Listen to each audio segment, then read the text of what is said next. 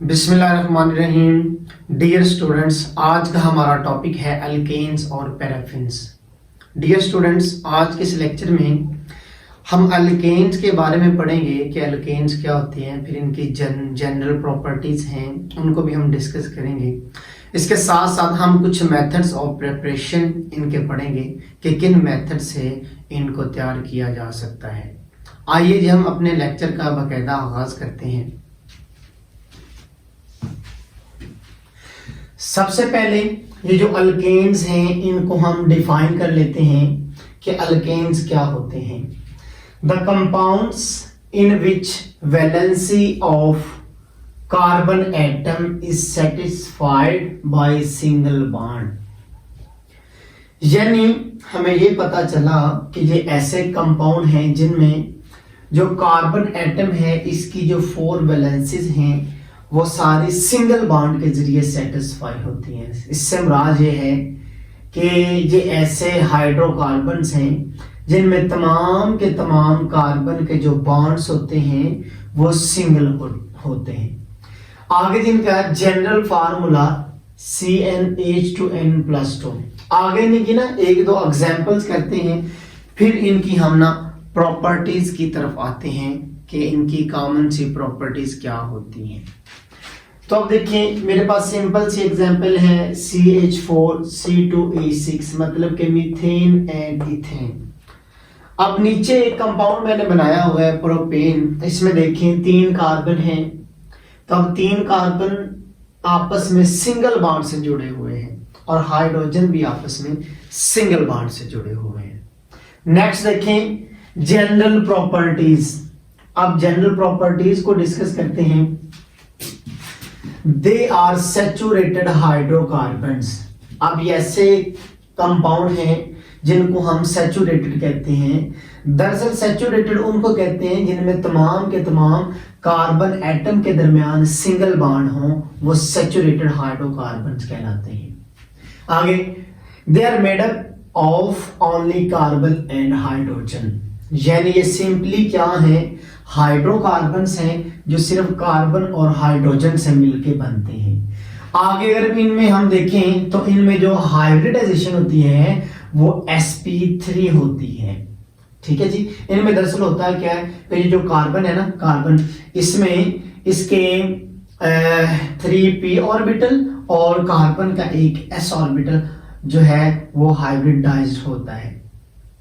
आगे they are also known as paraffins. अब इनको हम पैराफिन्स भी कहते हैं। अब ये जो वर्ड पैराफिन्स है ये एक लैटिन वर्ड है। ये 2 टर्म पे मुश्तमिल है, जिसमें पहली टर्म है पैरन। पैरन से मुराद होता है लिटिल, आगे अफिन, अफिन से मुराद होता है अफिनिटी। अब कंबाइन इसको हम करेंगे तो इससे मुराद ये होगा कि लिटिल अफिनिटी। अब दरअसल यहाँ पे लिटिल अफिनिटी से मुराद ये है कि ये वाले जो कंपाउंड्स हैं ये बहुत ही कम रिएक्टिव होते हैं, मतलब कि इनकी रिएक्टिविटी के लिए जो अफिनिटी होती है वो क्या होती है, बहुत ही कम होती है। इसी वजह से इनको हम पैराफिन्स भी कहते हैं।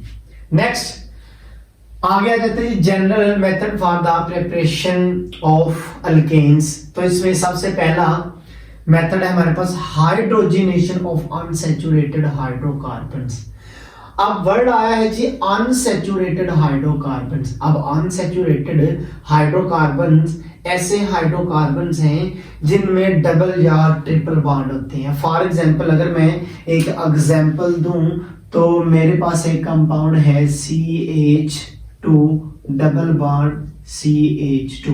तो ये वाला जो कंपाउंड है इसमें कार्बन और कार्बन में डबल बॉन्ड मौजूद है, इसी वजह से इसको हम कहेंगे जी अनसैचुरेटेड। अगर यहाँ पे ट्रिपल बॉन्ड आ जाए तो इसको हम कहेंगे जी अनसैचुरेटेड, मतलब कि डबल या ट्रिपल बॉन्ड आ जाए तो इसको हम कहते हैं जी अनसैचुरेटेड। अच्छा जी, हम आगे स्पीशीज सेंडेंस रिएक्शन है, तो इसमें ये जो हाइड्रोजिनेशन है इसको हम जो है वो डिफाइन भी कर लेते हैं। आगे the addition of hydrogen to unsaturated hydrocarbons in the presence of catalyst, यानी प्लाटिनियम, प्लाटियम, निकल वगैरह। यानी अगर तो ये जो अनसैचुरेटेड हाइड्रोकार्बन्स हैं इनमें हम हाइड्रोजन, प्लाटिनियम, पलाडियम और निकल की मौजूदगी के अंदर एडिशन करवाते हैं तो इस रिएक्शन को हम हाइड्रोजनेशन भी कहते हैं और सिंपली हम इसको सेबिशियर-सेंडेंस रिएक्शन भी कहते हैं। ये सेबिशियर-सेंडेंस रिएक्शन दरअसल पेपर में शॉर्ट क्वेश्चन के तौर पे पूछा जाता है कि व्हाट इज सेबिशियर-सेंडेंस रिएक्शन। आप इसका इक्वेशन फॉर्म इसको देखते हैं। ये हमारे पास एक अनसैचुरेटेड कंपाउंड है RCH डबल बॉन्ड CH2। अब इसमें हाइड्रोजन ऐड करें तो देखें यहाँ पे एक हाइड्रोजन इधर ऐड हुई और एक हाइड्रोजन इधर ऐड हुई और ये जो डबल बॉन्ड है इसमें से एक बॉन्ड जो है वो टूट गया और हमारा कंपाउंड बन गया RCH2CH3। पहले यहाँ पे एक हाइड्रोजन थी, अब यहाँ पे दो हाइड्रोजन हो चुकी हैं क्योंकि एक हाइड्रोजन यहाँ से इधर ऐड हुई है, एक इधर बच गई और वो इस कार्बन के अंदर ऐड हो गई और ये वाला जो कार्बन है वो CH3 बन गया।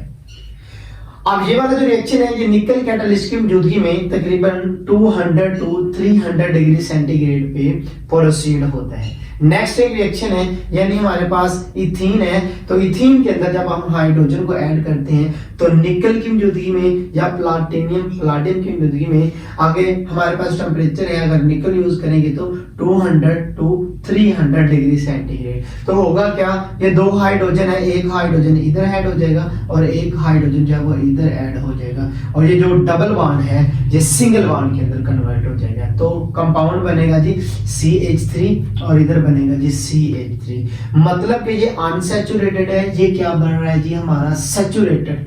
ठीक है जी, ये अल्कीन है, ये क्या है हमारा अल्केन।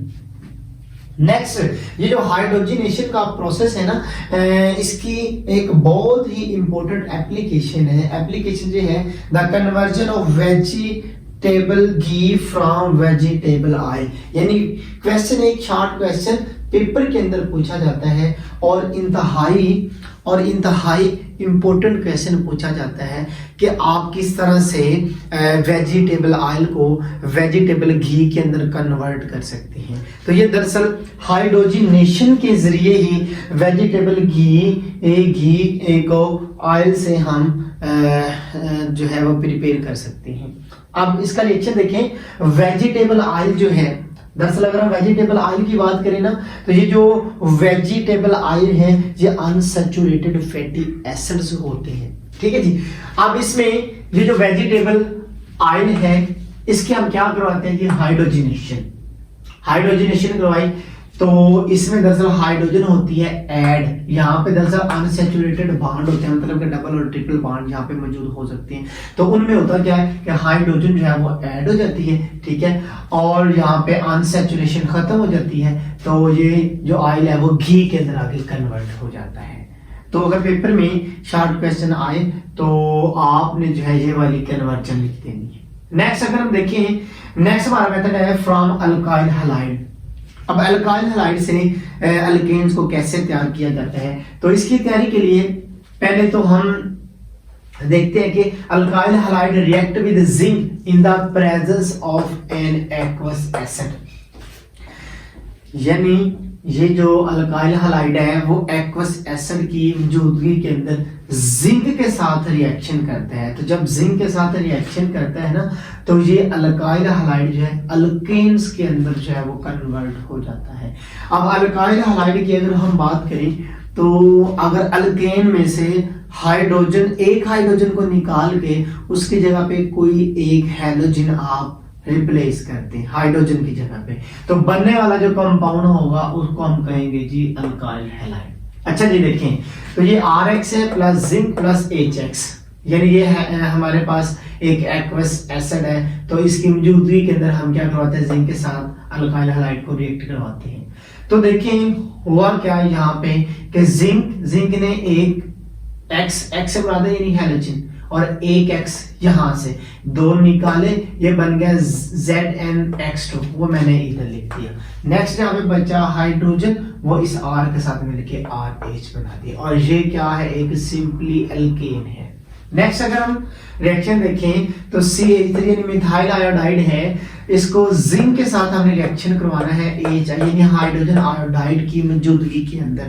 तो जिंक एक हाइड्रोजन J और एक हाइड्रोजन J दोनों को क्या करेगा, अपने साथ मिलाएगा, साथ मिला के ये बना देगा ZnI2, ये ZnI2। यहाँ पे बचा एक हाइड्रोजन और CH3 बचा, ये आपस में मिलकर CH4 यानी मीथेन गैस बना देंगे। नेक्स्ट अगर हम रिएक्शन देखें तो यहाँ पे हमारे पास 2 ब्रोमोब्यूटेन है, यानी 1 2 3 4 कार्बन है और 2 पे ब्रोमीन लगी है, इसका नाम बनेगा 2 ब्रोमोब्यूटेन। ठीक है, अब इसको हमने जिंक के साथ रिएक्ट करवाना है, तो हम HBr की मौजूदगी के अंदर इसको रिएक्ट करवाते हैं, यानी HBr के एक्वस सॉल्यूशन हमने यूज करना है। तो जिंक एक ब्रोमीन यहां से और एक ब्रोमीन यहां से निकालेगा, तो ये बना देगा जिंक ब्रोमाइड ZnBr2, और यहाँ पे बचा जी एक हाइड्रोजन, वो हाइड्रोजन ब्रोमीन की जगह पे आके लग जाएगा, तो ये बन जाएगा हमारा नॉर्मल ब्यूटेन। तो इस तरह से अगर पेपर में क्वेश्चन आएगा कि आप किस तरह से 2 ब्रोमोब्यूटेन को नॉर्मल ब्यूटेन में कन्वर्ट कर सकते हैं, तो हमने क्या करवाना है, जिंक के साथ इसका रिएक्शन करवा देना है, और साथ में किसकी मौजूदगी में, एक एक्वस एसिड की मौजूदगी में। नेक्स्ट इसी की आगे एक छोटी सी एप्लीकेशन समझ लें, या इसका छोटा सा एक प्रोसेस समझ लें, हाइड्रोजनोलाइसिस। अब हाइड्रोजनोलाइसिस किसे कहते हैं, the reduction of alkyl hide in the presence of palladium charcoal, यानी अगर आप जिंक की बजाय पैलेडियम चारकोल यूज करते हैं, तो इस प्रोसेस को हम कह देंगे जी हाइड्रोजनोलाइसिस। दरअसल इसमें होता क्या है कि ये जो हाइड्रोजन होती है ना, ये डायरेक्टली इसके अंदर क्या होती है, ऐड होती है, और होता क्या है कि यहाँ पे ना बॉन्ड क्लीवेज होती है, बॉन्ड क्लीवेज के जरिए हाइड्रोजन इसके अंदर जो है वो ऐड होती है। सिंपली रिएक्शन देखें, RX प्लस H2, तो यहाँ पे हुआ क्या कि एक हाइड्रोजन X के साथ मिली, तो ये बन गया HX। ठीक है जी, अब इसको अगर मैं थोड़ा सा ओपन करके लिखूं तो ये बनता है H। अगर हम गौर करें तो ये बन जाता है HX, बाकी बचा R और H, तो R और H मिलके बना देंगे जी एक अल्केन। ठीक है जी, नेक्स्ट एक रिएक्शन है हमारे पास, इथाइल क्लोराइड है। जब इसकी हाइड्रोजनेशन करवाएंगे हम, यानी हाइड्रोजनोलाइसिस हम करवाएंगे, तो यहाँ पे होगा क्या कि ये जो हाइड्रोजन है, 2 हाइड्रोजन है, तो इसमें से एक हाइड्रोजन जो है वो क्लोरीन के साथ मिल जाएगी, बना देगी जी HCl। ठीक है, अब ये CH3 CH2 और एक H मिलेगा, CH3 ये CH3, यानी ये सिंपली एक अल्केन बन जाएगा। ठीक है जी, okay, thank you, Allah Hafiz.